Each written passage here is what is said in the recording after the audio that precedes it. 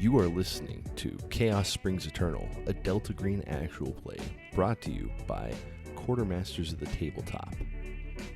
This is Season 1, City of Woe. Delta Green, by its nature, deals with violent themes and disturbing imagery, as well as horrors beyond our comprehension. Now, if you're one of those people who don't mind comprehending some horrors from time to time, I think you'll have a good time listening here. Join us, won't you? I'm gonna count to 10 in my head, and then hopefully I will have something for us to chat about for less than 30 minutes this time. No, I'm going. Okay, all right. Noah's gone. Noah's off the podcast. Off the podcast. Marcy, wow, Marcy died in her sleep. Marcy had a heart attack. Marcy's dead. God, what a benevolent man to at least take her out peacefully.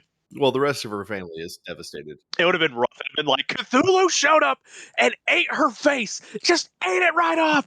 It sounded like that. He said nothing about where her soul is. I was thinking about, in our last Delta Green experience, we didn't really, our Delta Green campaign, we didn't really have like any deaths, which was, I'm not going to say that was disappointing. What are you talking about? Well, the entire first thing where people were just dropping left and right. Not no, us but none of your but players. NPCs. Yeah. None of your players. That's what I'm saying. I hadn't killed any players, except in Caligati, but that was kind of a pre-scripted almost. Well, the way that I ran it is not how you actually are supposed to run it. So that was kind of purposeful. Yeah, you did it wrong on purpose, right? I did it wrong on purpose, which is the only way I ever do anything wrong, is when you do it wrong on purpose. And I have to admit that when Noah ran us through his Delta Green scenario and it ended in all of us dying, I was a little bummed. Yeah, I was happy. We told a good I story. pat myself on the back. I did a job well done. It was a job well done. It was a good story too, Mark. I mean, I'm not saying it wasn't. Why Mark didn't write the story? No, but he complimented it. No, if you listen to other people, then you would hear the things. Sorry, I only listen when people say absolutely nothing negative about me in a sentence. Listen, if there's even a negative tone to the sentence, I just tune out instantly. On Noah's thing, we were one roll away from getting it all to work out. I'm gonna be honest. I loved my character. I thought he was well built. We just rolled horribly. We just on the last thing. So, I don't think any of us on that last stretch could roll above like a 25. Yeah, it was pretty bad. It was a travesty. I'm not saying that I'm aiming to kill any PCs with this game. I think that's dumb. Like if a person's like, "Oh, I love to kill PCs." Listen, if you die, then you die. That's the thing. That's what I'm getting at, Cars, is I'm not precious with these PCs. They're real people. And that's one of the things that I like about Delta Green is that the characters are not superheroes. Now, I gave y'all some great stuff last campaign. That stuff is going to be much fewer and far between this campaign. But there might be some of it. Well, oh, man. You mean I'm not going to turn into an angel at the end of this? That's pretty fucked, man. No. I did point at a man, say he's in for a weaseling, and then caused him to have a brain aneurysm. Yes, but I will say... No, you didn't make him have a brain aneurysm. You made his brain into a weasel. No, that's what I wanted to do, but I realized my character didn't have the medicinal know-how to actually transmogrify someone's entire brain into a weasel. Fair. But threatened everyone else to make it seem like I did. I also take offense to thinking that, are you telling me that Phidias Malix, the Cyclopean seer, Samsarian oracle, is not a real person? No, Phidias is. Just checking. Everyone. Well, Phidias, because he's always reborn, so he has to exist in some iteration, right? Mm-hmm. So I'll grant all my characters have been him ever since. Oh, really? I didn't know you that. got the Cinder Surge family, and I've just got Phidias Malix. That's true. So what I wanted to say is, what is your feeling about like PC death? You're against it? No, actually, I'm all for PC death. Okay. Yeah, you killed. Well, you didn't kill. My character chose to die made you kill at yourself. A certain point. Yeah, basically. You didn't choose to. You didn't choose to. Yeah. You didn't chose to. I am all for it. I think grammar good. PC Me death, good grammar. as long as it is serving the greater story, is an amazing thing. I mean, I had I've had a couple, but one notable PC death in one of Noah's games that I felt like was a very appropriate death. It seemed to come just right at the time, and like it really fulfilled that character's arc. The scene that Noah ran for that literally drove me to tears. It was amazing. Yeah. Well, I mean, that was some of the other players in that have told me that through no short term that I did that wrong and that I built that encounter wrong and that I shouldn't be doing it that way. But fuck it felt right. No, I liked it. I liked it, and again, that was possibly my most like self-insert character too. So there was a lot of like my personal stuff in him. Not the The drug use, not the drug use so much, but some of the the religious ideology and zealotry. A little bit of religious ideology and zealotry. I'm not going to say that wasn't in there, but it was a chance to explore some things that I really enjoyed. We did weird things with his body too. I understand. Don't put that out there. I understand that there was some strangeness. Yeah, you did put him in a spatial box that was bigger on the inside than it was on the outside. Only because it was like Chekhov's box, Yeah. If you introduce a dead body in the first act, they have to get dropped out of the coffin by the third. Yeah. Coffin flop. Coffin flop on Corncob TV. Anyway, moving on to the thing at hand. The town of Carrefour, several days after a hurricane, the ground is still wet. It's swampy, southern Louisiana ground tends to be most all the time, but also especially after a hurricane. We had a good. I was listening back through session 2 as I was doing some audio editing, and I was like, oh yeah, they got quite a bit done. You stopped by Joel's house, and we determined that Cyril was chill, hanging inside while Joel changed into his leather jacket with fake flannel. Y'all went to the Floraison manor post-hurricane. It was fairly unkempt. We spent a little bit talking about Jared from Subway. You had a critical success that saw the face in the top window of the Floraison manor from Cyril. Rolling sanity, you rolled a 69, assuming it was just someone else who was there. Inside the Floraison manor, you heard the piano play. Checking it out, you opened the top, and there was a rat that jumped and ran through the north exit of the room. You continue to film sort of room filler, close-up angles, which I wrote in my note accidentally as close-up angels, which would be really interesting. You had a little phone call with Marcy just to catch up with everything about what you'd seen at the house, and then some of Marcy's research at the library. Cyril went around looking for graves. You found some stone monuments, but nothing specific. Returning to Marcy, she got a call from her uncle Barnabas. He had a request for some extra groceries and Advil on Tuesday, which is his grocery delivery day. You failed a human to get some possible insight as the nature of the call, because it was somewhat unusual. That's a note for me. Then y'all wound up at the after Joel went down to pick up some more camera incident. I believe that y'all went to the Pickled Power Palace, and Joel went out to do that. Ivy Winchester was there with the Paradise Rebels. Ivy Winchester is... Wait, do I have that backwards? Ivy Winchester is, Joel's ex, and Cyril was the one going to get the extra TV equipment. Getting some of your orders, which was fun. You joined a mosh-type pit, which y'all harassed me for, saying Marcy was jonesing for the lanes. Y'all had a big discussion on when you wanted to actually go over there. And after deciding that you were going to do it tomorrow, you talked to me, and I was like, all right, so you're going to do it tomorrow? And you're like, no, we're doing it tonight. And I was like, wait, what? We were very wishy-washy about that. So Yeah. I listening back to the audio, I was pretty sure that I was right on you had decided to do it Saturday. Is this the part where we let you know behind the scenes we've decided to exclusively gaslight you when you run this game? it is getting real. No, I think that we decided we were gonna do it on Saturday. Is that Yeah. not true?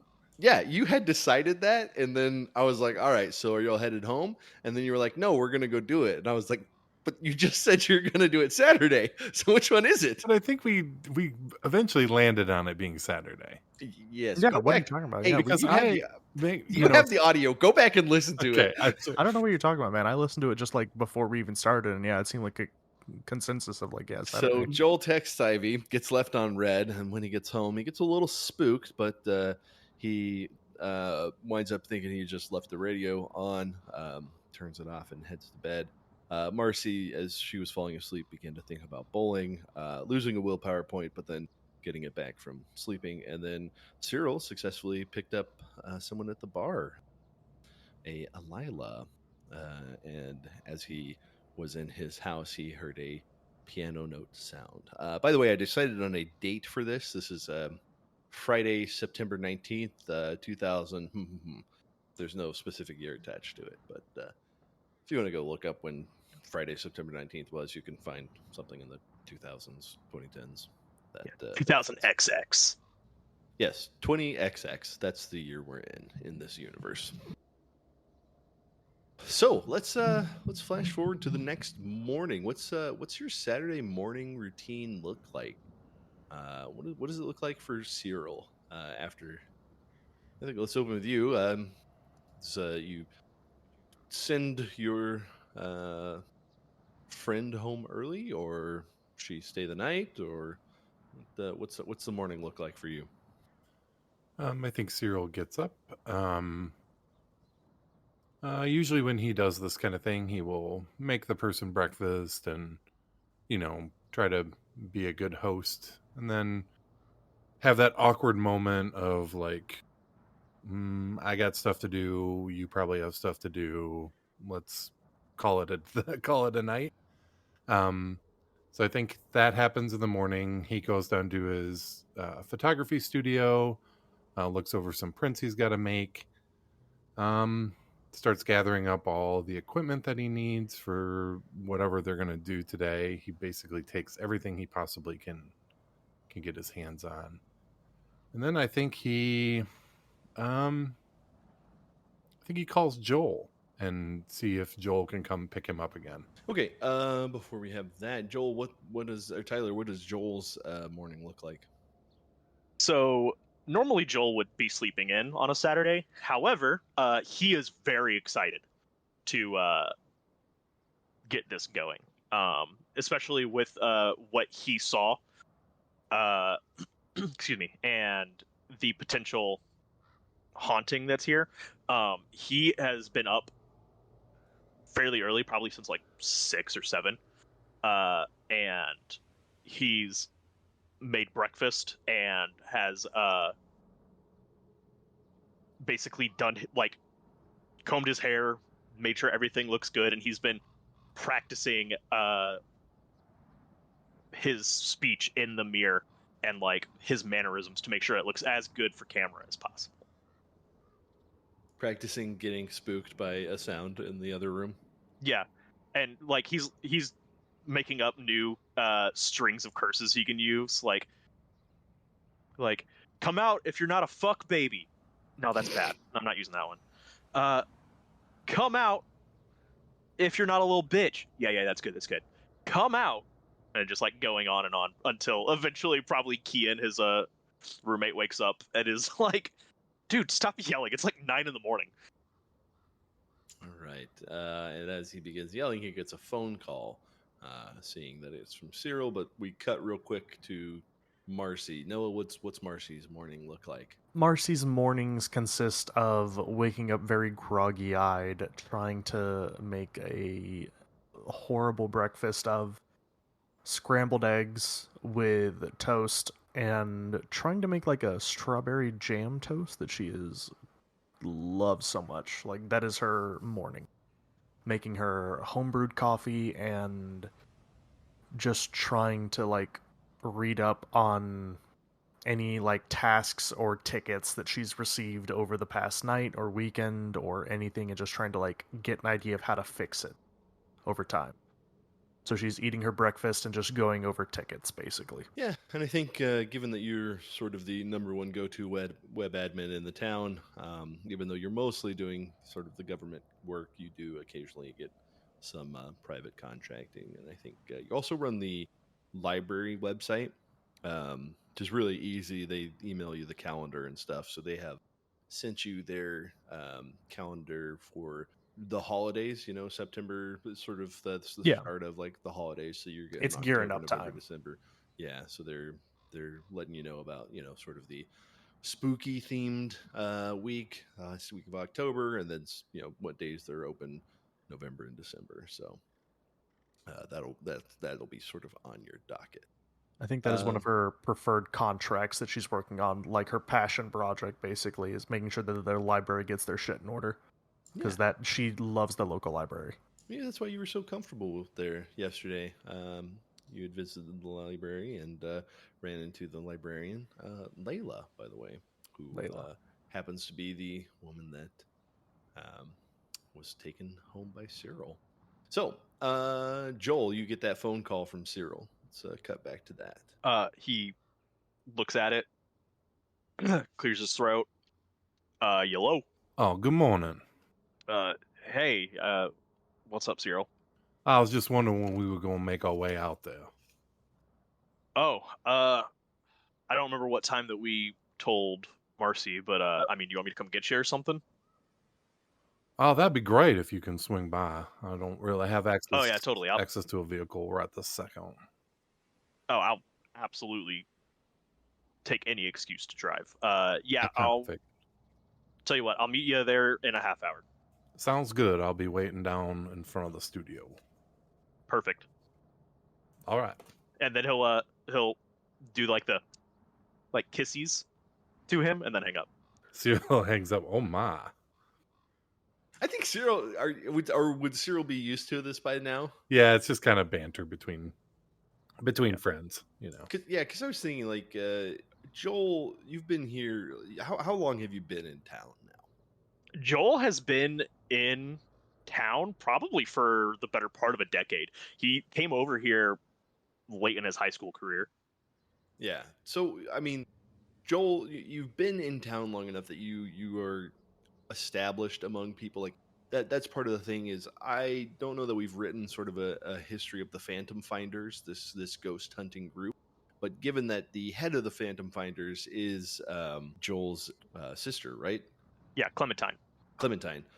That Joel may be close to one of the founding members, or someone who helps vet other people who come in, and so I think maybe Cyril is a little bit shocked, but also I don't know, you might be used to it by now. Yeah, this is definitely something that like once Joel gets to know you, this is pretty par for the course. Good. So, is there anything that y'all want to take care of before you head on out to Floraison Manor? I think it goes, at least for Cyril, I think he is always, just being former military, I think he's always strapped. He's always got a gun on him. Just because we don't know who we're going to run into in these manors. And, on previous things, they've kind of run into like, squatters or things of that nature. So he just wants to be sure that he is armed. Fair enough. And do y'all call Marcy and let her know that you're headed out, or? Yeah, that was what I was gonna say. I was gonna let Marcy know that I was gonna go. That Joel's gonna go pick up Cyril. And before Joel leaves, he was gonna yell at Kian like, "Hey man, I told you, like, if you're gonna use the radio, just make sure you turn it off before you go to bed." Okay, man. I don't think I used it at all, but I'll make sure. Do you want me to get like I think they make plugs now with timers. Hey man, if you want to spend your money on it, go for it. It'd be better if you can just remember to turn it off, please. It would be cool. It would be cool since you're the one complaining about it. Maybe if we just went halvesies on it, I'll find like a good price. Would you be okay going halvesies? Yeah, sure. That's fine, Kian. That's fine. There's an extra bagel. I didn't finish it. You can have it, homie. Okay, I'm trying the new gluten-free thing though, right? He put his head in his hands. Marcy will probably want it. one of the other two, and he'll just go back into the kitchen and grab it, and it's like, there's eggs then. You can make an egg. Okay, man. Thanks. Yeah, I'll be seeing you. All right. Closes the door. He is sitting on the floor in front of the couch watching TV. Perfect. I picture this he'll put- dude as Brad Pitt in like True Romance. That's a good one. I don't know what I was going for there, so that was just what came out of me. That's what I I'm pictured picturing. Matthew Lillard for some reason. A little Matthew Lillard, I will say that. Yeah, okay. Yeah, I'll pick up Cyril, and on the way there, I'll call Marcy. Marcy is in the middle of playing the Super Elf Bowling Collection on her laptop, muttering to herself how it's just not right. It's just not close enough. But she will pick up the phone and answer, hello? Hello? Yeah, hey, Marcy, I'm going to pick up Cyril. Do you want me to come pick you up too, or do you just want us to meet us at the manor or someplace else? She'll look around and notice that, like, she's still in pajamas, no, like, makeup on, no product, anything. Yeah, you can come pick me up. And she will, like, frantically start trying to, like, sound like everything's normal, but start trying to, like, frantically put everything back together and, like, get clothes ready and everything. Yeah, you can come over and pick me up. Yeah, that's fine. That's fine. All right, cool. Probably about 20 minutes for me to get Cyril, so 10 minutes away from there after that. So see you in a half hour. Okay. Yeah, see you then. She'll hang up. Fuck. As she's just running around trying to get ready. Yeah, Joel hangs up, puts his phone like in the cup holder, looks over, sees the bagel on the chair. Fuck, I should have asked her about the bagel. Call her back. Nope, sorry, it's too late. It'll go straight to never answering come. machine. So I wanted to ask because you had mentioned, Mark, that Cyril was bringing all the equipment that he could, right? So what is he dragging down? I don't know. Do you have like a big old like Pelican case filled with ghost gear, or just general camera gear? What sort of things are y'all bringing? Yeah, so he's going to bring all of the visual stuff. So like night vision cameras and a special lens that has like that he bought online for like that has like a ghost coating on it, or some kind of off the wall things, but mainly night vision cameras, really sensitive, real low light cameras, SLRs, things like that, time lapse things. And then he's going to rely on Marcy bringing all the audio equipment, because I think that's usually their John. So Yeah. that's what they're going to do. So he's going to bring all the visual stuff, tripods and, things to set up cameras, etc. Yeah, and I always kind of pictured Joel and Clementine being the ones dealing with the more unique, like the EVP and the kind of more ghost-oriented stuff specifically. Yeah, I think we had being the ones taking care of that. I think we had touched on this, but I just wanted to bring it up as like a reminder to you for when you're filming, when you're searching, the sort of things that you'll have access to. So I want you to use all of those. I don't want to just have them be like window dressing, right? Cool. So you meet up, load everything into the back, and then give Marcy a heads up and head back to her place. And then head onto the Floraison Manor. Anything you want to get covered in between that? Rock music is playing way too loud for this hour of the day out of the car. And as soon as Cyril opens the passenger door, Joel just puts the bagel in his lap. And it was already toasted, but it has gone cold since. Oh, is that bagel for me? Yeah. Kian's doing some bullshit hippie diet again. You know how he is. He's gonna get high and then drop it after. Yeah, that sounds about right. I already ate breakfast, but so I don't need a bagel. Maybe I'm Mossy like. Oh, I'm sure she'll love it. Yeah, she likes bagels a lot. Yeah. You got any good cream cheese at your house? I mean, yeah, at my house, but we're not going back home. Oh man, I had the sun-dried cream cheese, sun-dried tomato cream cheese the other day. Those Oh, are pretty man. good. I've always Those been a big so good. strawberry cream cheese kind of guy, but those are pretty yeah. good. Yep, I like that too sometimes. Can we turn the music down? This is very loud for the morning. Yeah, sorry. And he'll I feel like crank I'm it down yelling like at you. yeah, he'll crank it down like 2 notches, and be like, "That better?"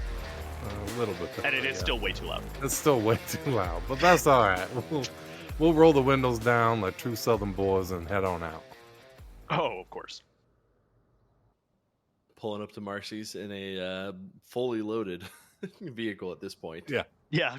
I was thinking about that. I was like, wait, how many seats are in a 350Z? There's 2 up front, and then there's like the really cramped bucket seat in the back. What do they call that? Like the insurance seat? Yeah, something like that. Because like Yeah. like 4 seats in a car, you pay lower insurance than 2 or whatever. Yep. So they just like stick in. I think was it old Mustangs that used to have that? Mm-hmm. Yeah. And All right. Porsches, and yeah, they all had those weird little seats. Marcy, I guess maybe is used to this arrangement, so she just lays out. Yeah, she's not happy with it, but with the option she was provided, that was the best for her at this point. Mm-hmm. You okay back there, Marcy? As well as I'm going to be. I know this sucks. You see who the low person on the totem pole is. Oh man, we need to get a bigger vehicle. This is ridiculous. Hey, don't you talk bad about her.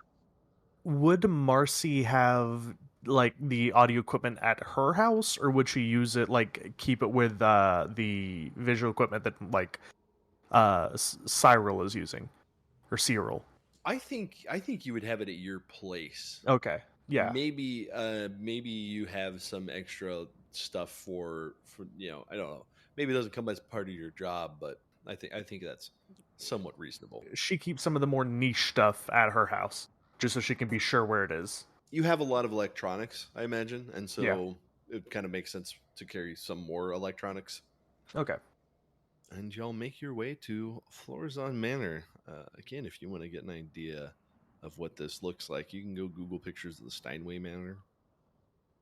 There's even like blueprints online, so you can take a look inside, get a feel for it. The Steinway Manor is really interesting because it's in the middle of like Queens. Yeah, it looks in the picture that you have up on our virtual tabletop here. It looks like it's in the country. It does. But it's like it's smack dab in the middle of like Astoria, Queens. I mean, the picture that I got, it looks like it could be in Louisiana. Yeah, it's really kind of crazy. Yeah. And that's kind of why I love the vibe of this house. It looks, but even now, even like looking at it, it looks like out of place. It looks like someone just airlifted it and dropped it there, right? That's what I was about to say, is that it looks simultaneously like it belongs, and it is the least like built for this area house I can imagine. I mean, go find some other angles of the Steinway mansion, because it's the same thing. Like, no matter what angle, it always looks out of place. That's why I kind of love it. That was cool. One of those things that I think is really, really great. You pull up. What do you want to do now that you are at Floraison Manor? As soon as they pull in, Joel immediately is like swings his hand back behind his seat and like slaps like Marcy's knee to get her attention, and he points at the window that he saw the face in. He's like, that right there, that is where I saw that. That is where I think we should put the most equipment possible. Because if I've already seen something in the middle of the broad daylight, there is no chance in hell something won't be there once we go lights out. My issue is, if that is where most of our equipment is going to be set up, and you saw something or someone there, if someone is there, what's to stop them from just trashing all our shit? Well, of course, we gotta check the whole property first before we start setting up. I mean, that's our usual thing, but I don't know. He was pretty freaked out about it, so yeah, I'm glad I brought my Kimber with me. I think it's probably. Yeah, I'm so glad I brought my Kimber. It's ridiculous. This is the best gun on the market today. I haven't had many issues with it, but I cranked the music all the way. It only jams every second shot. It's amazing. No gun advertises itself as it jams on every no. second shot. It's the reliability of it that It sold me. really is. It's amazing. It's so consistent. If you know, I've if never you seen do it, something if like you're this doing before. it right, you only need one shot. If we just alternate firing, we should be okay. I mean, if you're as good as me, I mean, I just need one shot to take something out. Muskrat, shoot, gone, one shot, jam, unclear to jam, shoot another time. It's amazing. It really teaches you, the tactical skills you need. That's what's underrated. That's Anyone can use a gun that shoots well all the Right. time. When It takes a real expert to shoot one that constantly jams. It really does. I mean, I loved it so much I brought it to Afghanistan when I was over there. Oh my gosh! What's the phrase? Fear the man who has 10,000 hours behind one tool. That's right. Yeah. Fear Even not the if man. that tool doesn't work. Cut to the man having 10,000 hours with fucking cow tools. I fear not the man who has read 10,000 Far Side cartoons. I fear the man who's read Cow Tools 10,000 times. That's funny. Oh, anyway. So, what do y'all want to film? Where do you want? I mean, are you headed in? You doing exterior shots? Give me. I think Marcy is going to try to get some she's going to pull out the parabolic microphone and just try to get some ambient sounds from around the house before we even go in, just to try to hear anything that she could, pointing it around the window that my brain just went blank. Tyler, what's your character's name? Joel. Sorry. Pointing the parabolic microphone at the window Joel heard or saw someone at, and just trying to see if she can hear anything, just pointing it over the whole house and just trying to go around the perimeter of the house listening. Okay. I'm trying to decide if I want you to roll something for that. Because, it's not really I don't know. There's not I can't think of a skill, I mean, maybe electronics or search. Yeah, I'm fine with that falling under search because that's basically what it is. Yeah. All right, Am I good at search? give me No, a but search. is it funny? Yes. Yeah, give me a search. Okay. Yeah, that tracks. sounds I about got a 77 over 20. So that's a fumble. When you Yeah. match those numbers and they're over your score, that would be a fumble. So I think what's a good thing to do here? I think I'm just hearing rat farts over and over.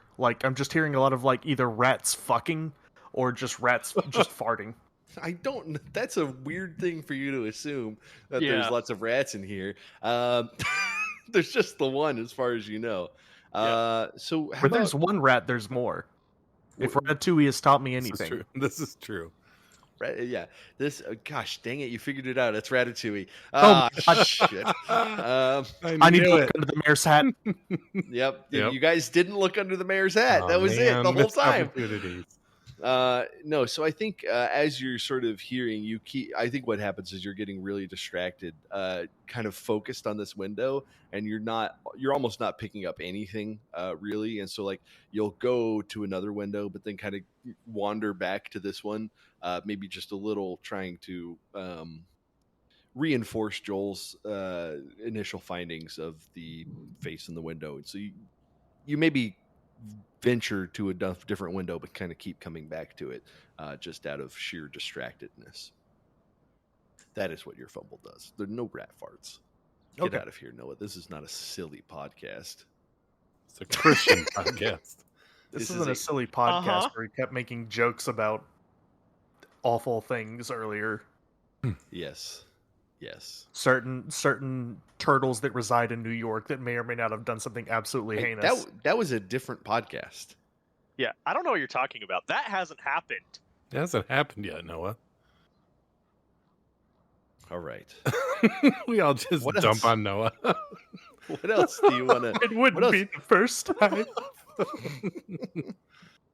So I think Cyril will set up a camera like on the front of the house so that anytime, because there's always those like establishing shots so that you can always switch it back to kind of reground a person inside of an episode. So this is where we're at. So those kind of shots, but it'll also be a way to keep an eye on that top window a little bit.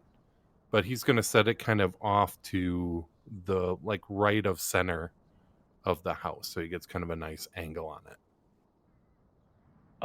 I think Joel would want to just double check the area is clear. Like make sure that there's no one in there, especially now that it's daytime and we have Marcy as well. Like basically just do a quick sweep around the outside, and then once the other two are ready, go inside and just, like I said, make sure no one is inside, make sure that it wasn't a fluke that we saw a face, and make sure that a rat isn't going to scare the god out of him again. Okay. I can tell you this as you make your way around. There's nothing obviously out of place compared to yesterday. It's still not been cleaned up. There's still, cars out there that are just, dead, no wheels or anything in the yard. Nothing obvious that's changed since yesterday. And you said you wanted to head inside? Once the other two are ready, he'd go inside. I don't think he'd want to go inside alone. I feel like that's something that they have a pretty good what's the word I'm looking for? A pretty good rule on. Like if you're gonna go inside, don't go inside alone. Like whether it be like in the dark, so you don't like trip and fall and eat shit and like knock yourself out and not be able to leave, or in case there is a squatter or something. Since they have had issues with this before, it's obviously a lot better to deal with something like that with someone else.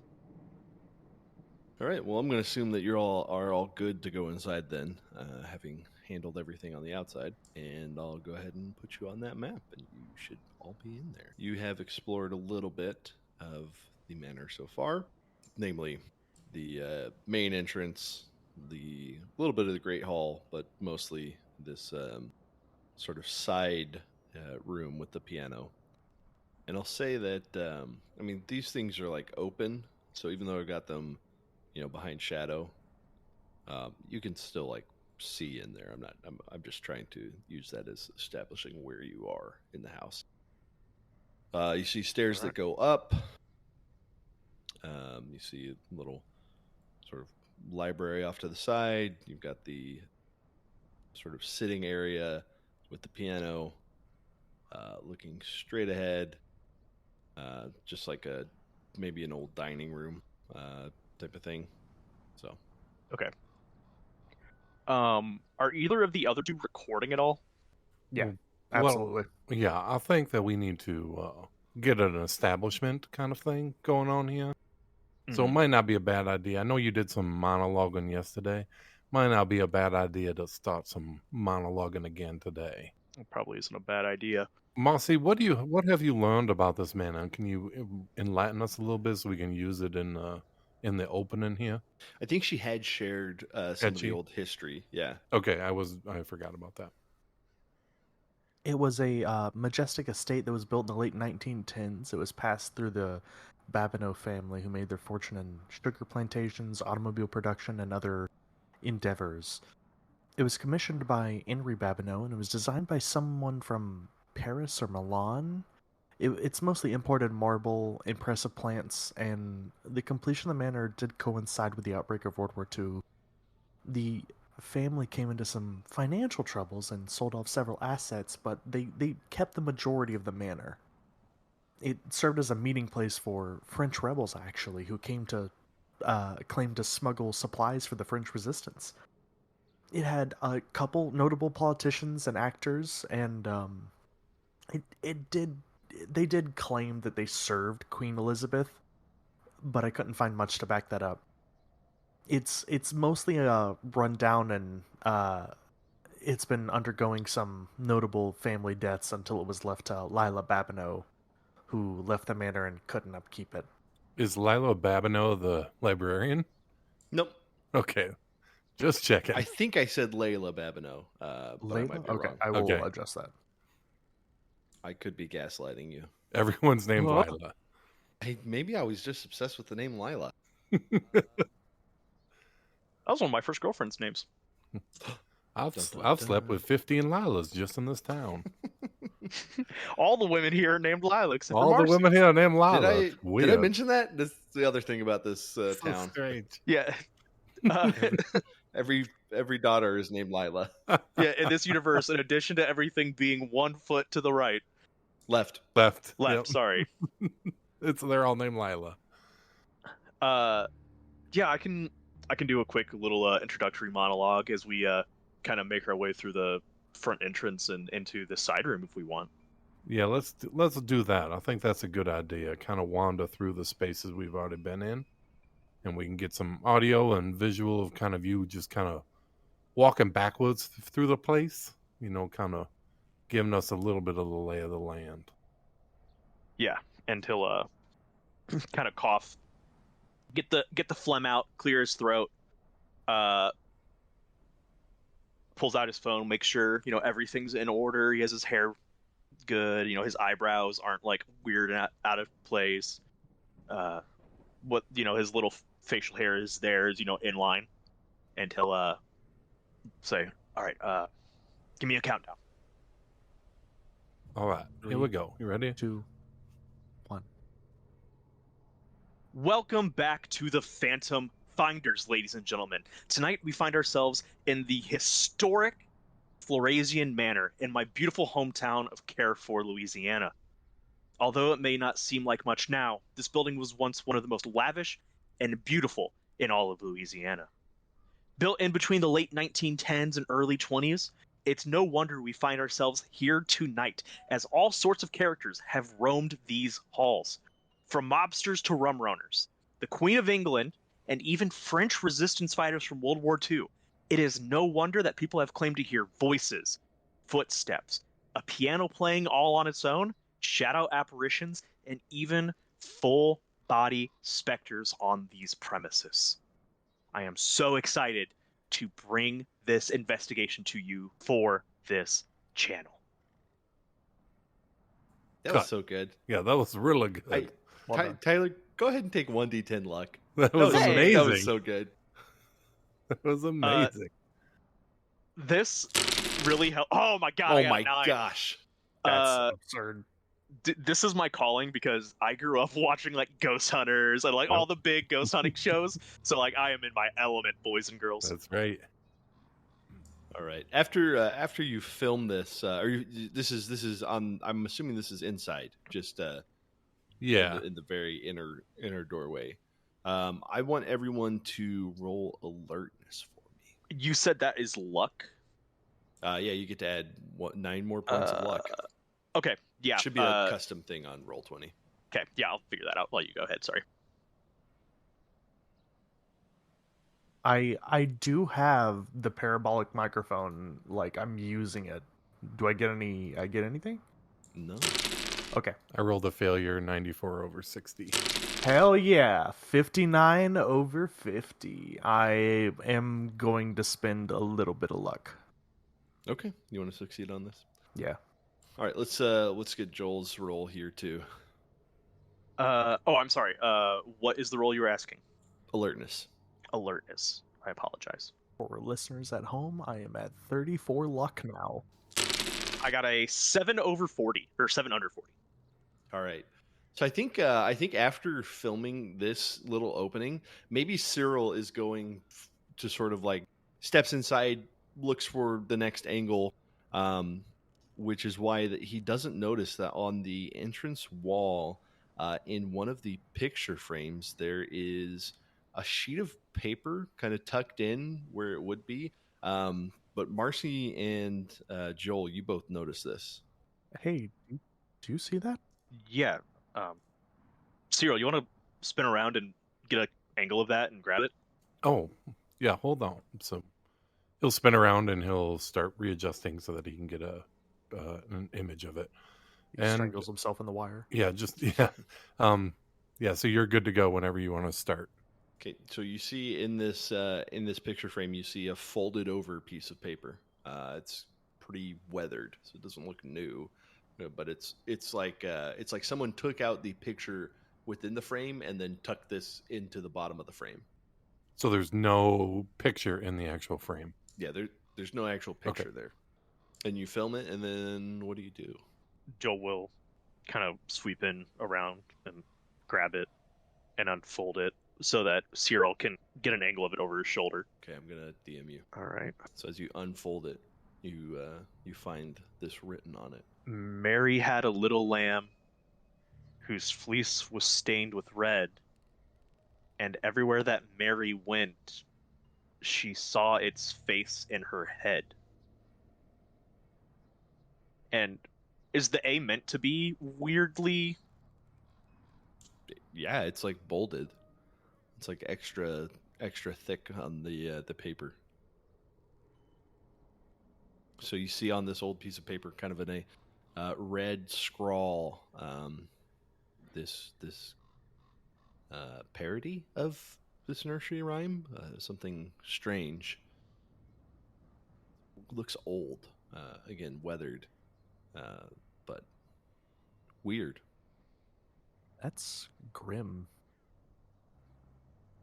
That's fucking metal, is what that is. Yeah, which A? It is. Oh, sorry. It's the A and face at the very end. Okay. Yeah, we should. I mean, that's extra creepy. We should absolutely make sure that gets in the final cut. I think that we've got an episode title, my friends. What are you thinking? Well, Mary had a little lamb or something along those lines. Okay, yeah.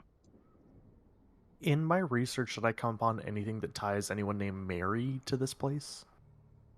Nope. Okay.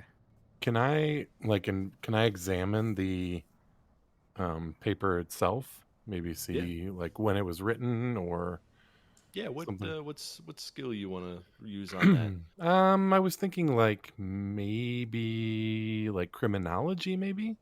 Yeah, what's your criminology? 50.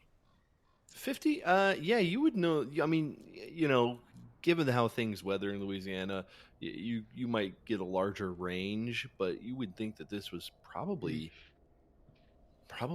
like 40, 50 years old.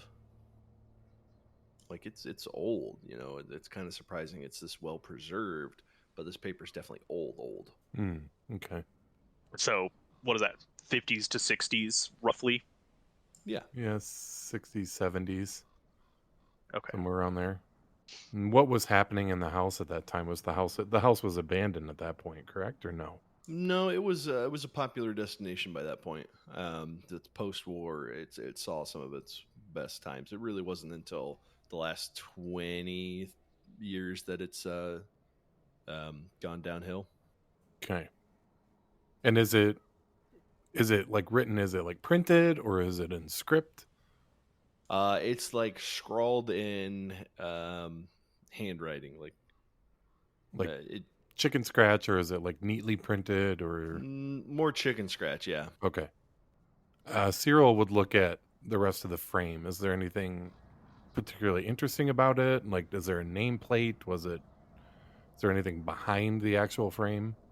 No, as you lift it up, it's you see like it hasn't been moved in a long time. Sure. It's got a strong dust profile.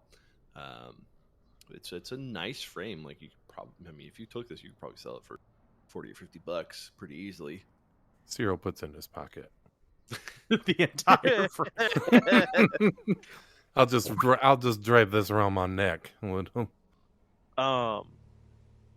While that's happening, I just noticed on the map, I don't know if it's flavor or if it's actually there, in the northwest corner of the room, there's a statue or like a bust on the ground.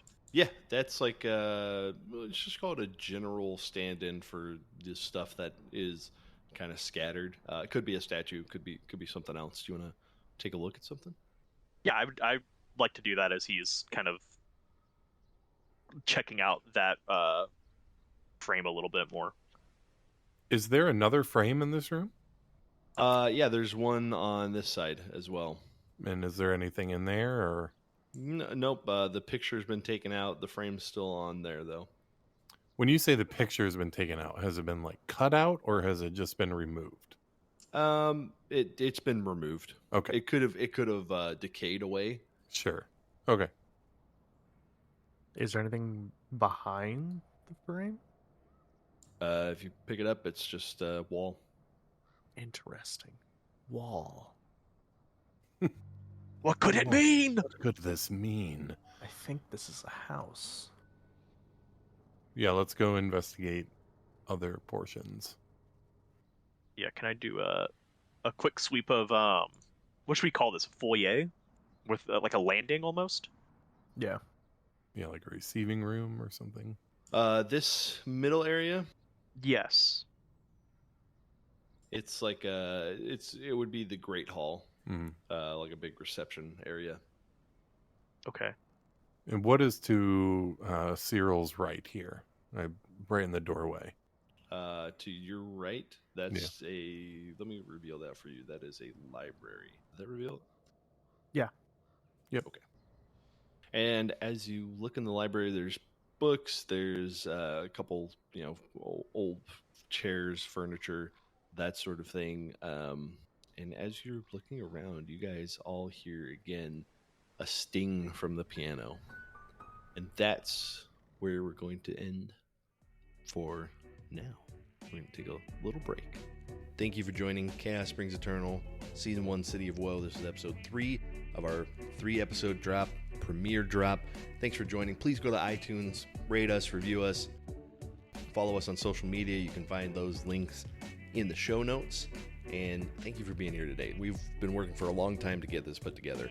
And this is just the first show of 4 that we're planning to run. So stay tuned, and we will see you next time.